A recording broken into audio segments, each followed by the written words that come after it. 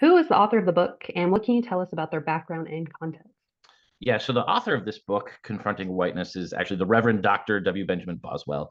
And Boswell is a Duke Divinity School grad, has a doctorate in ministry from St. Paul School of Theology. He's won awards in Charlotte, North Carolina for his work with anti-racism work in the community and efforts towards racial justice. He also happens to be a Baptist minister of a mostly white congregation, a former U.S. Army officer, and the white father to a recently adopted Black child. And all of that seems to be informing both his context and purpose in writing this book, Confronting Whiteness. And who do you think the intended audience for this book is? This book is for white Christians, white Christian congregations. It's a workbook. It is not necessarily meant to be read through in the way that we have read through it. It is a week to week book done in group study. And so it is for a small group, a group of people who know and understand each other, but it's about confronting whiteness. So it's for specifically for white people. And with that being said, what do you believe is the core idea or thesis of this text? Um, I think that the core idea is something that we've talked a little bit about in this class already, that whiteness is a social construct that is oppressive in nature. It's a tool and device that has been used to give a certain group power, namely people who are allowed to be white over people who are considered Black. And I think he utilizes the chapters to emphasize that point in a variety of ways. Can you provide a brief summary of the book content? Yeah, so the book is laid out. There's a couple introductory chapters which show what his premise is going to be, and he is basically setting us up. He's going to introduce each concept, and then he's going to let Black authors kind of determine the roadmap for digesting that content. And so he utilizes basically six chapters that define the scope of what it means to be white, what whiteness is like.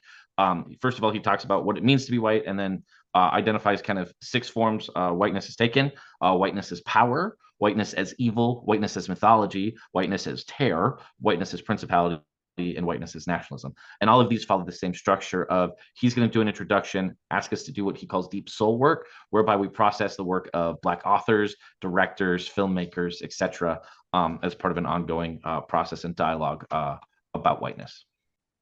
And with that, who do you think would find this text particularly useful, and how might our classmates be able to apply this text in their ministry or their work? Yeah, I think the this is most useful for congregations that are already in the process of trying to do racial justice. I think that if you have not already sort of stepped into the resistance stage, as we've talked about in our class, you might find this book just agitating. Sometimes it's good to be disoriented. We've talked about that's part of the process.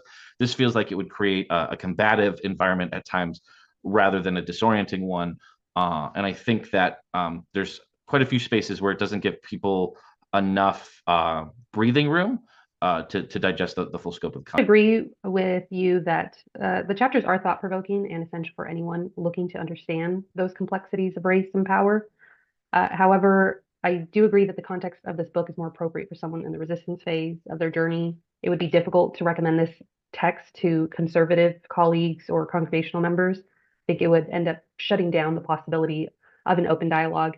And for my personal perspective, context as a Latina woman, I do find the approach in Boswell's work quite aggressive.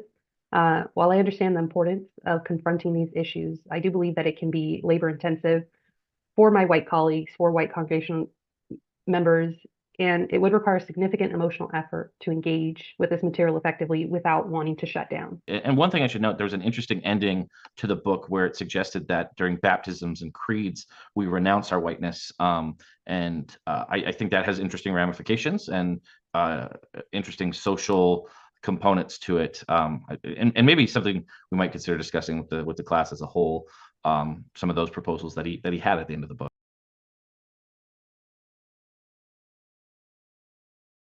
And can you share with us what chapter you found the most useful and which one you did not find useful? Yeah, there's kind of two answers to each question. I thought the chapters on whiteness as power and whiteness as nationalism were very helpful. I thought they were really well structured arguments. Whiteness as nationalism in particular had an article from Ta-Nehisi Coates on the first white president and the impact of electing Donald Trump following the administration of Barack Obama, and some of the things that pointed out about culture and society and the United States in general. And I think one of the key points to understand for Boswell, he's focused uniquely on the U.S., which is part of what made Whiteness is Nationalism such a helpful chapter as well.